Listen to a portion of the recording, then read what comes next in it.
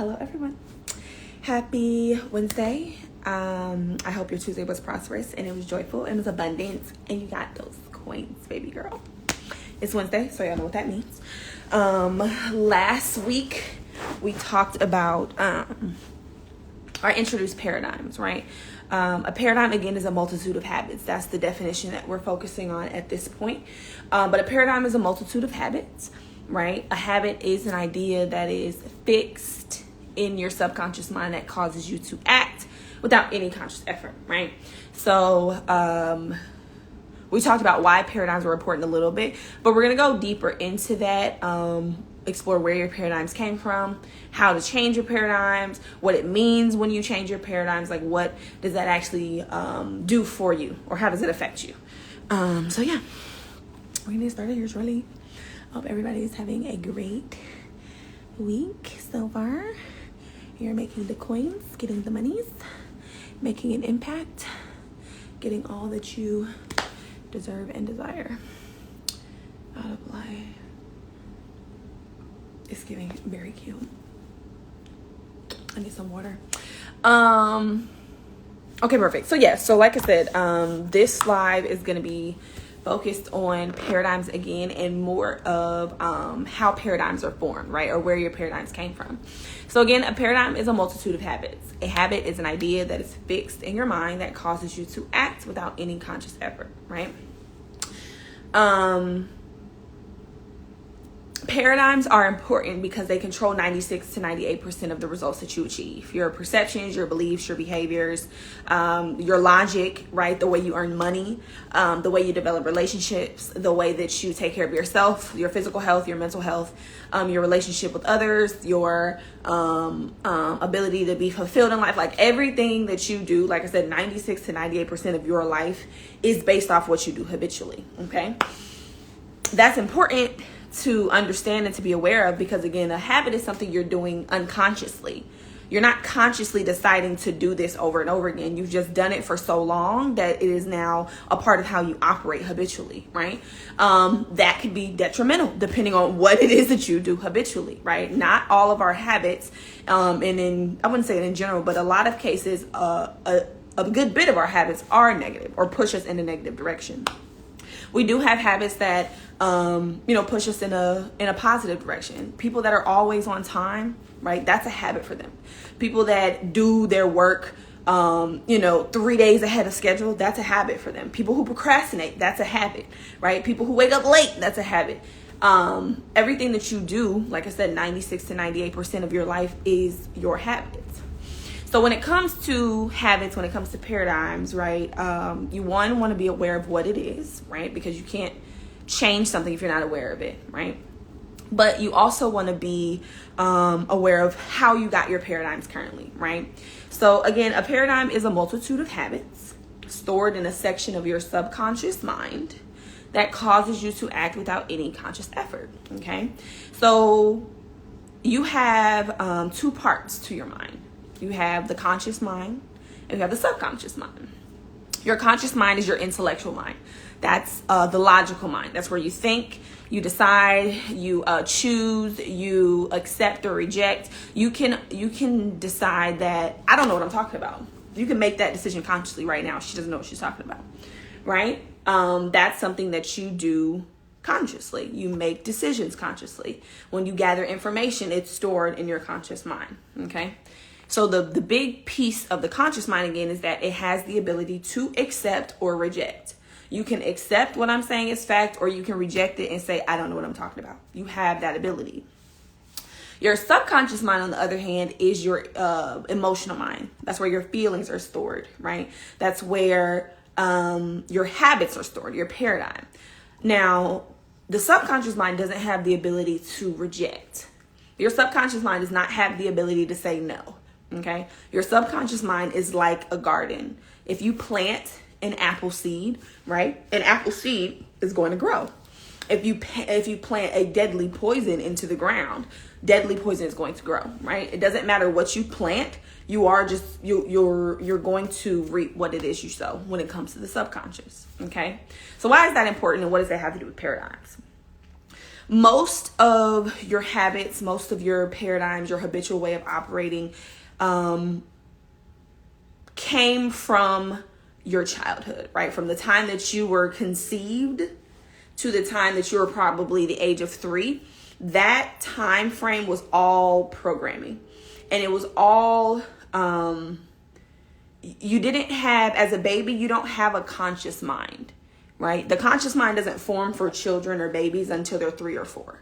So before then, right, before you turn 3, right, you didn't have the ability to say, this habit is probably not going to be productive for me in the future. I'd rather not take that, right? That's something you can do consciously.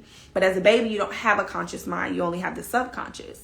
So you have no choice but to accept whatever is given to you in that environment, okay? Me personally, right? I like to use curse words. I do. I just really, it's something about, it's just so much emphasis that comes with it, right? But if you meet, the people that conceived me, my dad specifically, then it makes sense. You're like, oh, that's probably where she got it from, right? I like to listen to, and it depends, but I generally like to listen to my music loud enough that I can't hear myself, okay? Again, that's something that I picked up from my father, right? As a baby, I didn't have the ability to say, nah, this doesn't seem productive. Seafood used to be my favorite food. Hands down, crab legs. Again, before I turned 2 or at the age of 2, my dad decided that it was now time for me to try the crab legs. Now, I was probably asking over and over again because that's how kids be. But he made that decision to give that to me. I didn't make the decision to like crab legs, right?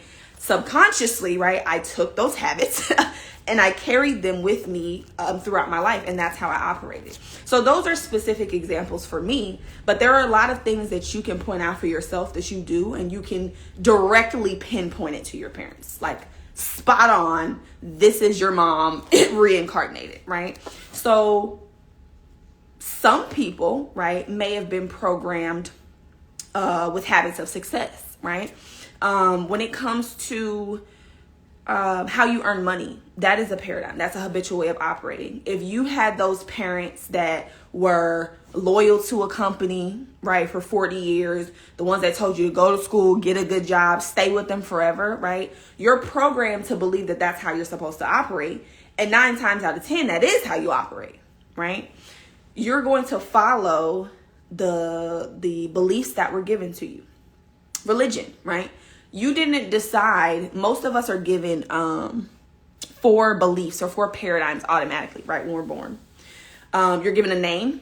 That's a paradigm. When somebody calls Maya Simone, I know they're talking to me. I don't have to think and go, are they speaking to me? I know they're talking to me, right? Because habitually, that's what people call me. That's a paradigm. The language that I speak English habitually because my parents spoke English. The people around me spoke English. I didn't have a choice but to pick up on this language. Now, if I was placed in Beijing as a baby, I would be fluent in Chinese and maybe have no knowledge of the English language just because of my environment and who I was around, right? So you're given a name, you're given a language. Most people are given a religion, right? And that's just something you follow. Now, some people get into religion and start questioning things, but that's another topic. Some people get into it with the belief that their parents had, right? This is the way, this is how you get to everlasting life. This is the path that you have to follow. And when it comes to beliefs, you don't question them, right? You don't question why you believe something until something or someone brings that up. Most people's beliefs, you don't question your beliefs. Why would you question something that you feel is true? Unless, again, somebody brought it up to you and said, hey, why do you believe that? And then you go, but you're given a name, a language, a religion, and an ethnicity, right? And these are habits. These are paradigms or habitual ways of operating that we carry with us throughout our life until we decide to change it, right? Those are very, like I said, those are just 4 examples that we all typically have. But how you operate is going to dictate the results that you get. Okay? If you know that based off what your parents did, the way that they operate did not get them to retiring at 40, and that's your goal, right? Then we might not need to be listening to the advice that they're giving. This is going to be another live as well. But I'm very, what's the word I'm looking for? I do not believe you should be taking advice from somebody that you do not want to trade places with, period. If you don't want to be in their shoes, why are you asking them for their advice? Why are you taking their advice? It doesn't matter that they're your mom or they're your sister and you've known them your whole life. It doesn't matter. The question is, the person that's giving you the advice, are they in a position that you would want to be in? Because the advice that they're giving you is based off of how they see the world, their perceptions, their paradigms, and their beliefs. So if they believe X to be true, that's what they're going to give to you. It doesn't mean it's a fact. It doesn't mean that it's productive. It just means that's what they believe, that's how they feel, and that's what they're going to tell you to do. So I'm not telling children to not listen to their parents. That's not what I'm saying at all. All I'm saying is at some point you are going to have to develop your own identity and question things that you've been taught, right? Because a lot of things that we are taught are just passed down just from generation to generation. There's no real logic behind why it's done. It's just that's the way that we do it. That's the way that we've been doing it, right? For me personally, and this is not business related, so I'm gonna bring it back on topic. But in general, right, my when I say a habitual way of operating or a paradigm, your family has a paradigm as well. The way that your family operates is a paradigm, right? Your grandma has a certain way that she makes this cake. And nobody else can make this cake like she can make it. It's a red velvet cake, by the way, right? But your grandma is the only person that can make it. Now, we can pass down the recipe and have other people try it. But there's a way that she operates when she makes that cake that nobody else can replicate, right? You operate in the same way. As far as being a business owner, nobody else is going to be able to do their business like you do your business. You are the difference or the outlier when it comes to what makes you and somebody else different. You are what make your business different. It doesn't matter if there's 30,000 life coaches out here. I don't care who else is doing what I'm doing. That don't have nothing to do with me. I have an audience, right, that relates to me based off of my experiences and what I can bring to them and how I can help them become who they want to be, right? But I have to be comfortable and I have to be confident enough in myself to know that just because there are 50,000 other people doing what I'm doing, they're not doing it like me. They can't. They can't do it like anybody other than themselves. Okay, so, how you operate habitually, right, is going to dictate the results that you get. How you operate in your personal life is going to spill over to how you operate in your business life. So if there's traits in your personal life that you don't like, that aren't giving you the results that you want, we have to work on those before we can work on the business piece, right? You have to be together for your world to be together. Okay? Everything comes from within. Nothing comes from without. So yeah, like I said, this was Paradigms, a habitual way of operating. We'll go more into these in the next, I don't know how many lives, because 96 to 98% of the results that you're getting today, the results that you do not like, come from what you do habitually. So if you can change your habits, if you can change how you operate habitually, you can change your actions, and therefore you can change the results that you're getting, right? So this is about programming yourself to be successful. That's what I do. I teach my clients how to program themselves to be successful on purpose versus hit or miss, right? So yeah, if you guys have any questions, leave me a comment, send me a DM. I will be happy to answer any questions that you have. If you are not aware, how to realize your goal in 7 definite steps is on my website, so you guys can click the link in the bio and get your copy. You can DM me if you like a copy as well. That is totally fine. Other than that, let's get it. Follow me on TikTok, Mindful Success Methods. We're doing big things there. Okay, we're getting that going. Like I said, if you guys have any questions, book a call with me. It's free as always. We can go over where you are, where you want to be, and how you're gonna get there.